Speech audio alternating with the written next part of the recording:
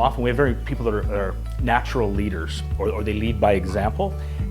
And I used to think that was mentorship, but I find that it's much deeper than that. It's much more intentional. It's reciprocal in the sense that I believe a good mentor doesn't know everything. They haven't learned it all, and they are, from on high, sharing their wisdom. They have the ability to self-reflect, to look at themselves and ask themselves, what can I do differently? What can I be better at?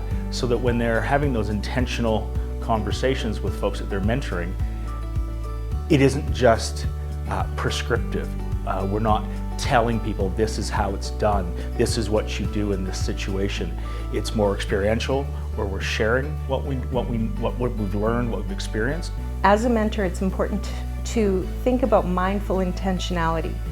The things that we do on a daily basis, people are watching us. Even if we're not in a formal mentoring relationship, we need to be really mindful and really intentional with the moments, the little moments, because those are usually the best learning opportunities.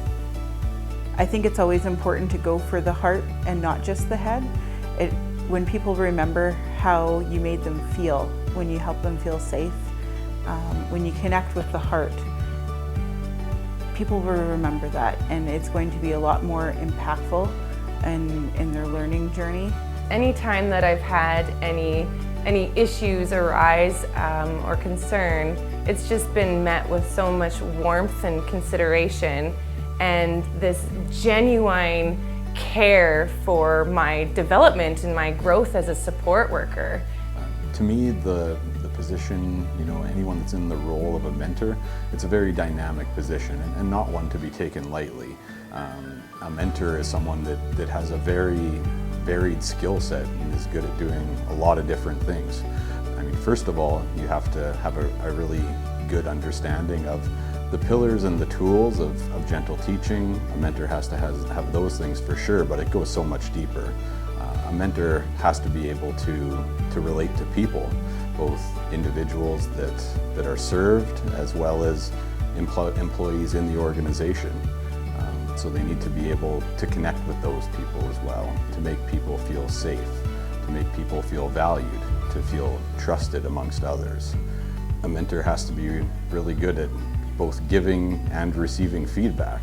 Sometimes you have to give messages of where people can grow and where you can help them grow, and even more importantly, being able to tell people what they're doing well and where they're excelling. Mentorship is about learning. I don't think it can be without it.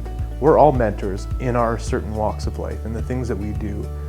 And I think as soon as you stop learning, that's when you stop being a mentor. To begin to mentor is to show and teach others how we're doing things and why we're doing things the way that we're doing them. And so it takes those skills that become instinct when you're with somebody in how you practice gentle teaching, and being able to stop and examine how you're doing it and then show someone else how you're using your tools and why you acted the way you did in that moment and why you chose to do this way instead of that way.